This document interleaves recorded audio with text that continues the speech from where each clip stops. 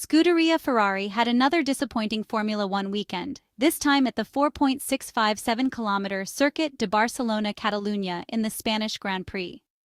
While different from the disastrous experience in the Canadian Grand Prix, it was still a letdown.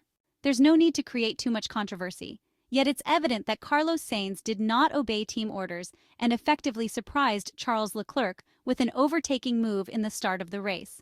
It's hard to say if this scenario compromised the Monegasque's race. Let's leave it at that for now. We'll get back to this topic later in the video. Now let's talk about Red Bull. The RB20 is no longer capable of dominating, but Max Verstappen makes up for it, as the world champion is able to lead the Austrian team to yet another triumph. He did so by beating a super-competitive Lando Norris, who didn't fully exploit the potential of his MCL 38 single-seater. This is a very strong Formula One car that, for various reasons, isn't reaping the rewards of the excellent work done in the factory. Meanwhile, Mercedes is on the rise, skillfully taking advantage of Ferrari's underwhelming weekend to beat them. With the help of telemetry data, we can analyze the average speed in the first stint of the race in various sections of the track. At the start, all the top drivers were on the softest compound for better grip. The soft tire helps manage the temperature increase caused by lateral sliding, allowing the drivers to push while containing degradation. In turns 4 and 5, the two Red Bulls were the best, despite the track position of car number 11 significantly disadvantaging the Mexican driver. Max Verstappen took advantage of a perfectly balanced car, maintaining the tires in the correct window by leveraging the downforce provided by the floor and rear wing. This allowed him to make a difference over Lando Norris. The Dutchman was the strongest in the section between turns 10 and 12, where, conversely, Ferrari confirmed the difficulties encountered throughout the weekend. The acceleration of the SF-24 in this section was not optimal. The drivers had to manage the rear axle of their car differently. A similar situation occurred in turns 4 and 5, where engineers repeatedly asked the drivers for easy traction to conserve the tires. In the final section of the race, with cars having lighter fuel loads, we observed different values compared to the first part of the race. McLaren carries more speed into the corners by taking advantage of the lighter fuel load. Oscar Piastri is generally faster than his teammate, although he was relegated to 7th position behind the two Ferrari cars. Unlike earlier, Lando Norris has a smaller speed gap compared to Max Verstappen. This difference in favor of the English driver allowed him to close in on the world champion, finishing, as in Canada, just over 2 seconds behind at the finish line. Mercedes remained strong in turn 4. The wide radius turn that opens the middle sector requires front-end stiffness, capable of facilitating acceleration with the steering angle, limiting understeer. The aeromechanical compromise found by the Mercedes team allowed their drivers to increase mid-corner speed and accelerate more smoothly. Ferrari is slower than its direct competitors throughout the cornering phase. Even with a lighter fuel load, the Ferrari drivers had to be more conservative in order to avoid taking the tires out of the ideal usage window and causing degradation. The Italian team's choice at the start of the weekend may have been a disadvantage in this respect. The Ferrari cars hit the track with a less aggressive aerodynamic setup compared to their rivals. This certainly impacted cornering performance, where Carlos Sainz and Charles Leclerc had to be more cautious. Lastly, let's examine the top speeds at the end of the main straight throughout the Spanish Grand Prix. Following what has been mentioned, the excellent top speeds of the Ferrari drivers, both with the wing open and closed, are not surprising. Similar values were observed for Lewis Hamilton. The 7-time Formula One world champion opted for a slightly different hybrid strategy compared to his Mercedes teammate, allowing him to reach the end of the straight with a few more kilometers per hour. Additionally, a slightly less aggressive setup for the future Ferrari driver cannot be ruled out.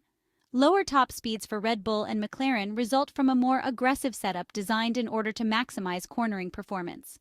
The greater downforce benefited these two teams. The ability to push more in the circuit's direction changes made a significant difference in overall race pace. In the first stint, Lando Norris was unable to overtake George Russell precisely due to lower top speeds. However, once he had a clear track, the Miami winner significantly improved his pace, making a difference particularly in the cornering phases. Now let's look back at the challenges faced by Ferrari and Mercedes in managing a departing driver. Frédéric Vasseur, if he is ambitious about defending second place in the Constructors' Championship from McLaren, will have to handle the rivalry between his two drivers to avoid losing valuable points. Mercedes might be dealing with a more intense situation, but the prize at stake is less appealing. The simplest assessment is necessary. When it comes to Ferrari, everything creates a stir. The skirmish between Charles Leclerc and Carlos Sainz at the Spanish Grand Prix was a hot topic, with the media ready to pounce ever since Ferrari announced the signing of Lewis Hamilton last February.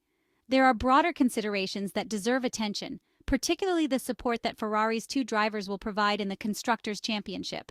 Ferrari and Mercedes are in the same boat. Although the Anglo-German team saw a driver leave, the opposite of Ferrari's situation, the final outcome seems the same. At Mercedes, the relationship between the two drivers is more strained than at Maranello. There has always been a strong rivalry between Hamilton and Russell, despite official statements to the contrary.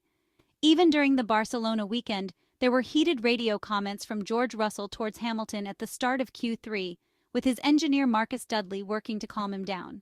George was irritated by Hamilton's slow pace, as he was actually warming up his tires. Russell accused Lewis of ruining a set of soft tires, but the incident did not gain much traction. Mercedes, having returned to podium contention in the last two races, sits fourth in the constructors' standings, but they are 86 points behind McLaren in third place. Ferrari's situation is different, as they are currently second, but McLaren is closing in. The two teams are separated by 33 points, but Norris and Piastri have gained 35 points in the last two races. Currently, the difference between the two teams lies in the more consistent performance of Ferrari's drivers. Charles Leclerc is on par with Norris, with just a 2-point difference in Lando's favor, while the gap between Carlos Sainz and Oscar Piastri is much larger, with the Spaniard ahead by 29 points. To secure second place in the Constructors' Championship, considering Red Bull is out of reach, Ferrari needs full contributions from both drivers. Otherwise, the chances of being overtaken by McLaren will increase significantly. Managing Carlos Sainz in the second half of the season will be crucial, given the difficult situation he has been facing for 4 months. His scenario is very different from that of Hamilton, who decided to leave the team. While there are significant frictions, Lewis cannot complain since the choice was his. As much as possible, Carlos Sainz should be supported and understood, even considering actions like those seen in Montmello. Carlos is very intelligent, and the long deliberation he has been carrying out over the past months to decide his future shows that all scenarios have been considered. Sainz could draw a winning card, as Formula One history has many similar cases, but it might take many seasons before he finds himself driving a car that can challenge for the podium again, and Carlos is well aware of this. The Spaniard has 14 more Grand Prix as a Ferrari driver and will want to capitalize as much as possible, focusing solely on his performance without strategic constraints. On the other hand, if weekends like Melbourne and Monaco arise where victory is possible, Charles Leclerc might not be willing to sacrifice himself, as he did last year in Singapore, for the Maranello team's benefit, especially if it benefits a departing teammate. For Frederic Vasseur, it is a challenge within a challenge to guide the team through the season, without losing points and without any leverage over car number 55. Toto Wolff is in a similar situation, but without a head-to-head battle like the one between McLaren and Ferrari, where every point will be crucial. There are other high-tension teams in the paddock, such as Alpine, probably the most intense, but their goals are different, and the spotlight is much further away than it is on Ferrari.